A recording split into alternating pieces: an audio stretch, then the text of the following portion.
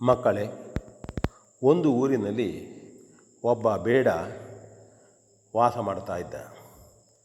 ಅವನು ದಿನಾಲೂ ಬೇಟೆಯನ್ನಾಡುವುದು, ಅರಣ್ಯಕ್ಕೆ ಹೋಗಿ ಯಾವುದಾದರೂ ಪ್ರಾಣಿಗಳನ್ನು ಬೇಟೆ ಮಾಡಿ ತಂದು ಆಹಾರವನ್ನು ಮಾಡಿಕೊಳ್ಳುವವ. ಒಮ್ಮೆ ಅವನು ಸಾಕಷ್ಟು ಓಡಾಡಿದ ಮೇಲೆ ಒಂದು ಮೊಲ ಅವನಿಗೆ ಬೇಟೆಯಲ್ಲಿ ಸಿಗ್ತದೆ. ಅದನ್ನು ತೆಗೆದುಕೊಂಡು ಮನೆಗೆ ಬರುವುದಕ್ಕಾಗಿ ಬರ್ತಾ ಇರುವಾಗ ದಾರಿಯಲ್ಲಿ ಒಬ್ಬ ಕುದುರೆ ಸವಾರ ಸಿಗ್ತಾನೆ. ಕುದುರೆ ಸವಾರ ಅವನು ಕಳ್ಳರ ಗುಂಪಿನ ನಾಯಕ. ಅವನು ಇವನ ಕಂಡ ಕೂಡಲೇ ನಿಂತುಕೊಂಡ. ಏನೋ ಮೊಲವನ್ನು ತರ್ತಾ ಇದ್ದೀಯೋ? ಭಾಳ ಒಳ್ಳೆಯ ಆಹಾರ ಅದು ಮೊಲ, ರುಚಿಯಾದಂತಹ ತಿಂಡಿಯನ್ನು ಮಾಡಬಹುದು, ನನಗೆ ಕೊಡ್ತೀಯೋ ಅಂತ ಕೇಳ್ತಾನೆ. ಆಗ ಹಣ ಕೊಡ್ತೀರಾ? ಮಾರಾಟಕ್ಕಾದರೂ ಕೊಡ್ತೇನೆ. ಹೌದು, ಬೇಕಾದಷ್ಟು ಕೊಡ್ತೇನೆ ಅಂತ ಹೇಳಿ ಅವನು ಇವನಿಗೆ ಹೇಳ್ತಾನೆ. ನೋಡಿದರೆ ಸಂಭಾವಿತರ ಹಾಗೆ, ಬಹಳ ಉತ್ತಮವಾದಂತಹ ನಾಯಕನ ಹಾಗೆ ಆ ಕುದುರೆ ಸವಾರ ಕಾಣ್ತಿದ್ದ. ಇವನು ತನಗೂ ಉತ್ತಮವಾದಂತಹ ಬೆಲೆ ಸಿಗ್ಬೋದು ಅಂತ ತಿಳಿದು ಆ ಮೊಲವನ್ನು ಆ ಕುದುರೆ ಸವಾರನಿಗೆ ಕೊಡ್ತಾನೆ. ಕುದುರೆ ಸವಾರ ಮೊಲ ಸಿಕ್ಕ ಕೂಡಲೇ ನೇರವಾಗಿ ಓಡಿಬಿಡ್ತಾನೆ. ಕುದುರೆಯಿಂದ ಜೋರಾಗಿ ಓಡಿ ಹೋಗಿಬಿಡ್ತಾನೆ. ಆಗ ಇವನು ಮುಖ ಸಪ್ಪಗೆ ಮಾಡಿಕೊಂಡು ಮೋಸ ಹೋದೆ ಅಂಥೇಳಿ ಈ ಕಡೆ ಅವನನ್ನು ಶಪಿಸ್ತಾ ಹೋಗ್ತಾನೆ. ಈ ಕುದುರೆ ಸವಾರ ಜೋರಾಗಿ ಹೋದ ನಂತರದಲ್ಲಿ ಅವನಿಗೆ ತುಂಬ ಬಾಯಾರಿಕೆ ಆಗ್ತದೆ.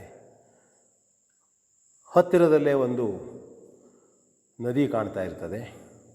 ರಸ್ತೆಯ ಅಂಚಿನಲ್ಲಿ ಯಾರು ಇದ್ದರೆ ಕುದುರೆ ಹಿಡ್ಕೊಳ್ಳಿಕ್ಕೆ ಬೇಕಾಗಿತ್ತು ಎಂಬುದಾಗಿ ನೋಡ್ತಾ ನಿಂತುಕೊಂಡ. ಸ್ವಲ್ಪ ಹೊತ್ತಿನಲ್ಲಿ ಯಾರೋ ಒಬ್ಬ ದಾರಿ ಹೋಕನನ್ನು ಕರೀತಾನೆ. ಓಯ್, ಸ್ವಲ್ಪ ಕುದುರೆಯನ್ನು ಹಿಡಿದುಕೋ, ನಾನು ನೀರು ಕುಡಿದು ಬರ್ತೇನೆ, ಬಾಯಾರಿಕೆಯಾಗಿದೆ ಅಂತ ಅವನು ಹೇಳ್ತಾನೆ. ಆ ದಾರಿ ಹೋಕ ಬಂದಿವನಿಗೆ ಸಹಾಯ ಮಾಡುವುದಕ್ಕಾಗಿ ಕುದುರೆಯನ್ನು ಹಿಡಿದು ನಿಂತುಕೊಳ್ತಾನೆ.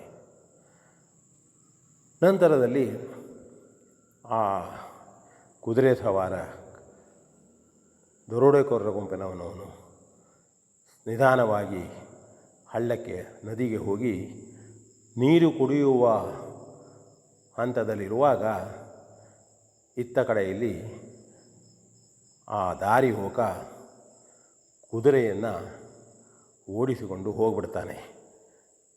ಇವನು ನೀರು ಕುಡಿದು ಮೇಲೆ ಬಂದರೆ ತನ್ನ ಕುದುರೆ ಇರುವುದಿಲ್ಲ.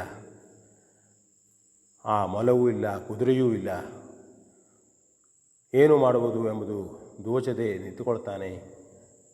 ಯಾವ ಊರಿಗೆ ಬಂದೆ, ಎಷ್ಟು ದೂರ ಬಂದೆ ಎಂಬ ಕಲ್ಪನೆಯೂ ಅವನಿಗೆ ಇಲ್ಲ.